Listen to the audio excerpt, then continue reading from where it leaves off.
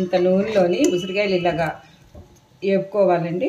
కొంచెం ఎర్రగాను కొంచెం ఇవి పగిలినట్టుగా వేపుకోవాలండి. 2 తెల్లుల్లిపాయలు ఇలాగా చెదగొట్టుకొని వేపుకోవాలండి. వేపుకొని దానికి తగినంత కారం అండి, 50 గ్రాములు ఉప్పు అండి, కొంచెం ఆవగుండ, 2 సైజు నిమ్మకాయలండి. ఇది బాగా వేగింది కదండి. ఇది చల్లగా అయినాక ఇవి దీంట్లో వేసుకోవాలండి.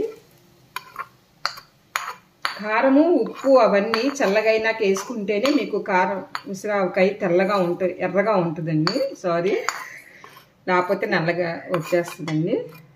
2 సైజుల నిమ్మకాయలు కూడా కొంచెం చల్లపడినాక వేసుకోవాలి. ఇప్పుడు కారం వేసుకోవాలండి. నెక్స్ట్ ఉప్పు,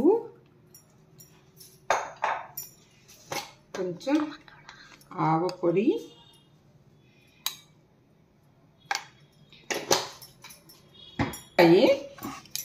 కొంచెం ఊరాక పిండుకున్నా కూడా వేసుకున్న జ్యూస్ బాగుంటుందండి. ఇప్పుడు నిమ్మకాయ అండి. ఇది కొంచెం